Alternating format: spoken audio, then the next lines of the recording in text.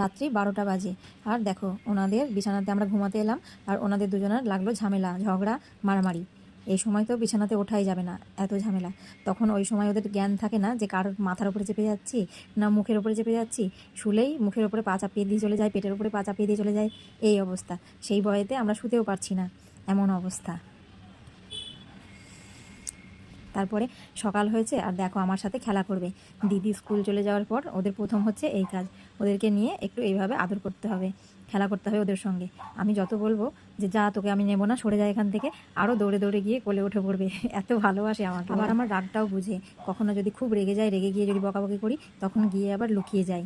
আবার কখনো কখনো আমাকে মানানোর চেষ্টা করে যে না, একটু মাকে হাসায়, তাহলে মা হেসে ফেলবে। যতবার ধাক্কা দেব ততবার এসে কোলে বসে, এতটাই আমাকে ভালোবাসে ওরা।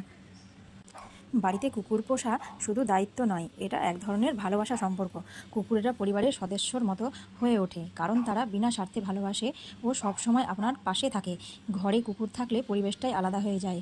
তারা তোমার মন খারাপ দূর করে, খেলাধুলা করে, আনন্দ দেয়, আর বাড়ির নিরাপত্তার দিক থেকেও খুব সচেতন থাকে। সকালে আপনার ঘুম ভাঙানো থেকে শুরু করে দরজায় অপেক্ষা করা, আপনাকে স্বাগত জানানোর পর্যন্ত তাদের প্রতিটি আচরণ আপনাকে আরও বেশি নিজের করে নেয়। কুকুর পোষা মানে তাদের খাওয়া দাওয়া, স্বাস্থ্য, স্নান করানো, সময় মতো টিকা দেওয়ার মতো কিছু নিয়মিত যত্ন নেওয়া জরুরি।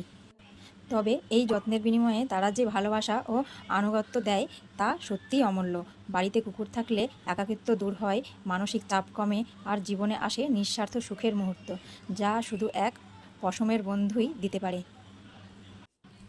তারা পরিবারের সবার সঙ্গে খুব দ্রুত মানিয়ে নেয় এবং নিজের মতো করে ভালোবাসা দেখায়। কুকুর সবসময় খুশি রাখতে চায়, তাই আপনার মন খারাপ থাকলেও পাশে এসে বসে, লেজ নেড়ে আপনাকে হাসায়।